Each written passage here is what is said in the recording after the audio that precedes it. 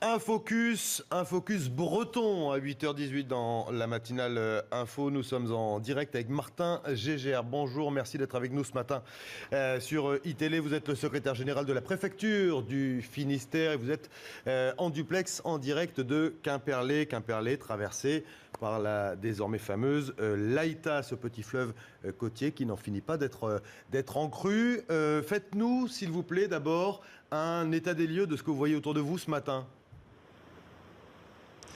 Alors ce matin, toujours de l'eau, toujours des débordements, simplement c'est un peu moins sévère qu'hier, tout simplement parce qu'il n'a pas plu pendant la nuit. Et donc il y a un peu moins d'eau en provenance des montagnes au-dessus de Quimperlé. Alors, vous n'en avez pas terminé avec En les autres. revanche, sur le reste du... Allez-y, allez-y.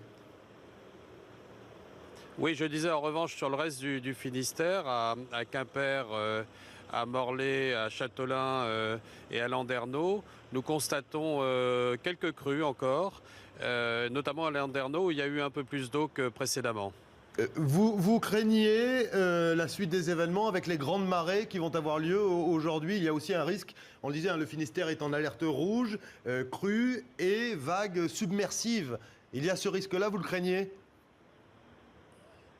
Alors oui, ça c'est un phénomène distinct. C'est les vagues qui attaquent les dunes et qui peuvent passer par-dessus les dunes et éventuellement envahir certains espaces urbains ou certains espaces côtiers.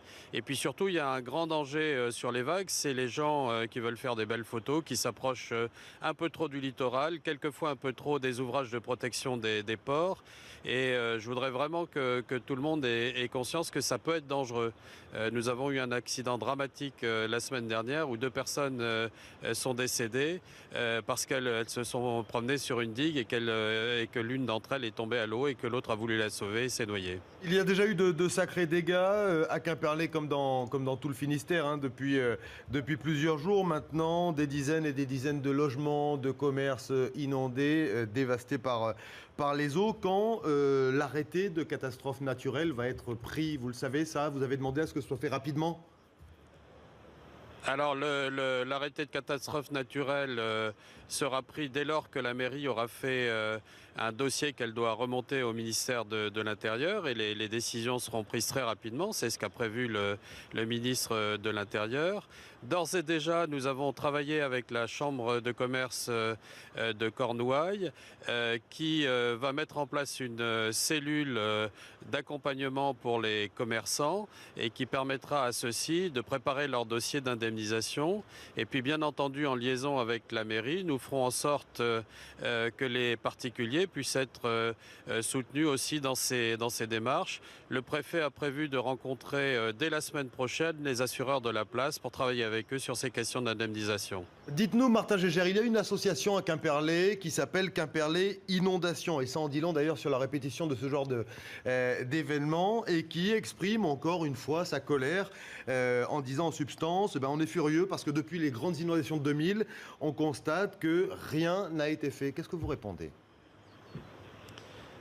Alors je réponds que c'est faux. Beaucoup de travail a été fait, hein, du travail d'études, des plans de prévention, des moyens de limitation des crues.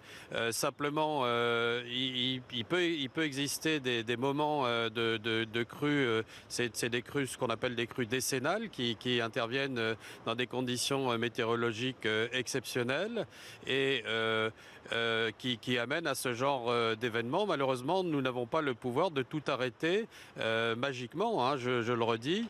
La nature, quelquefois, impose sa loi aux ouvrages des hommes. Merci beaucoup, Martin Gégère, d'avoir été avec nous ce matin en direct, en duplex de Quimperlé.